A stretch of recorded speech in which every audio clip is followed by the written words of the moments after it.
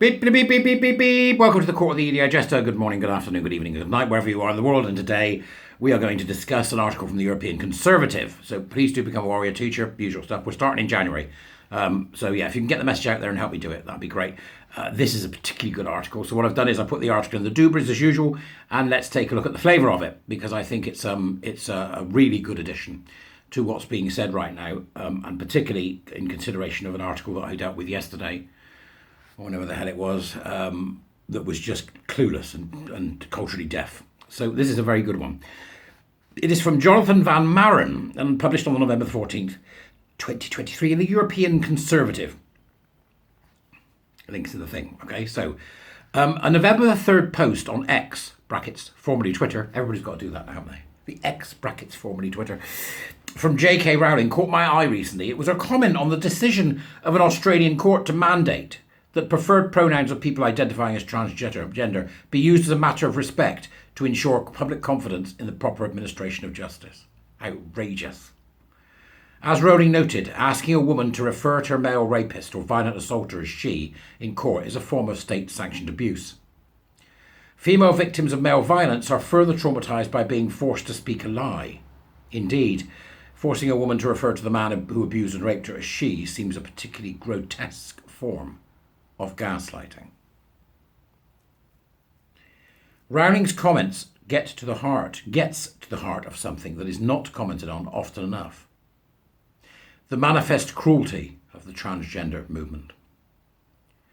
I'm not referring here to the mobs of trans-identified men that so often threaten violence towards women who dare to speak out, or, as in the case of Posey Parker's visit to New Zealand earlier this year, actually perpetrated. Nor am I speaking of the torrent of vile threats of rape that women like Rowling face from these vicious men in dresses.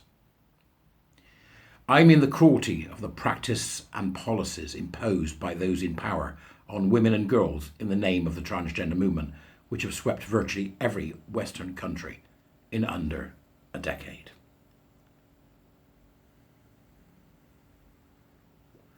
There's then a subheading, and the subheading is sad, powerless and confused.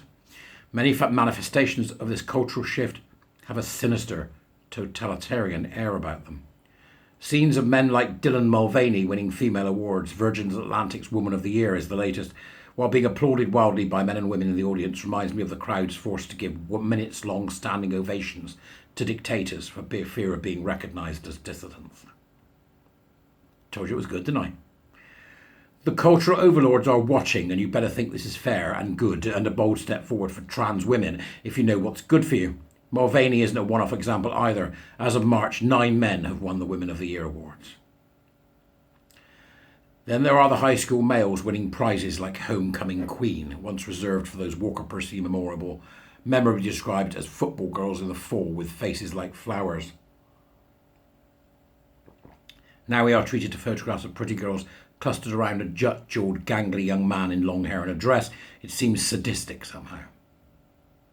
The girls must smile, must affirm that this young man, who is so obviously a man, is a pretty girl, prettier than they are, a flower among flowers.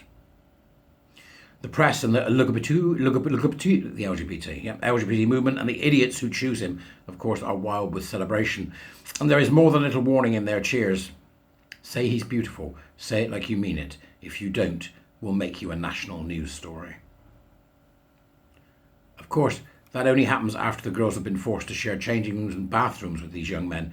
Girls have risked urinary tract infections rather than use the bathroom with the boys. Girls have pled with adults to keep the boys out of their changing rooms, but even their tears do not shake the ideologues in charge. If girls refuse to share their spaces with males, they are punished. Indeed, in Vermont last year, high school girls were banned from their own changing room after objecting to the presence of a trans-identified male who made inappropriate comments.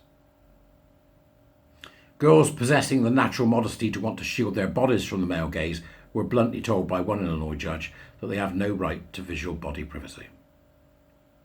As a 13-year-old girl in the UK suing for her right not to be seen undressed by males plaintively put it, it makes me feel sad, powerless and confused. Another subheading, endangering women. It gets worse. Men are now regularly being sent to women's prison whose female inmates find themselves locked behind bars with violent male criminals. A female prisoner in Illinois reported being raped in jail by a man His lawyer accused her of transphobia. Attacks on female prisoners by trans-identified men have become shockingly common. David Thompson, a man convicted of sexual offences against children and attacking an elderly neighbour with a knife, was labelled highly manipulative by a judge, but switched his name to Karen White, got sent to a female prison, and promptly and predictably assaulted 2 women under his new name. In Canada, a killer who raped a 13-year-old girl and then strangled, stabbed and smashed her to death with a hammer switched his identity to female and got sent to a women's prison.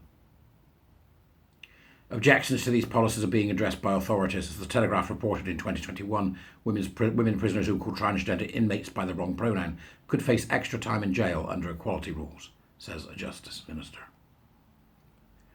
Rape crisis centres are also being eliminated as safe spaces for women. In October, a woman was allegedly raped in a rape crisis centre in Parry Sound, Ontario, Canada, by a perpetrator identifying as transgender. In August, 25-year-old Shane Jacob Green was arrested by Ontario Provincial Police and charged with 2 counts of sexual assault committed while he was staying at a rape crisis centre. In April, the Windsor Police Service asked for help after Desiree Anderson, who may also be known as Cody d'Entremont, allegedly climbed into a bed of a female victim at a woman's shelter and sexually assaulted her. None of this matters to the trans activist. Canada's oldest rape crisis centre, Vancouver Rape Relief, was stripped of funding in 2019 for refusing to admit trans-identified males. J.K. Rowling has been the target of vitriol for, among other heresies, supporting a familiar centre in Edinburgh. It goes on and on in a catalogue of cruelty. Read it. I suggest that you do. I did a video, the last one I did, I think, about an article in the Times written by a guy called Kenny. I suggest Kenny read this one. If he really wants to know what's going on and really wants to know what's happening and really wants to know what the absolute reality of the cruelty of the so-called gender ideology movement is, the cruelty of them, and the cruelty of these situations we find ourselves in, where these people have been allowed to infiltrate every single aspect of our life from the top to the bottom. And we in the UK, like elsewhere, are stuck with a political class that lack the bollocks to do a damn thing about it. I'll see you later. Go read the article.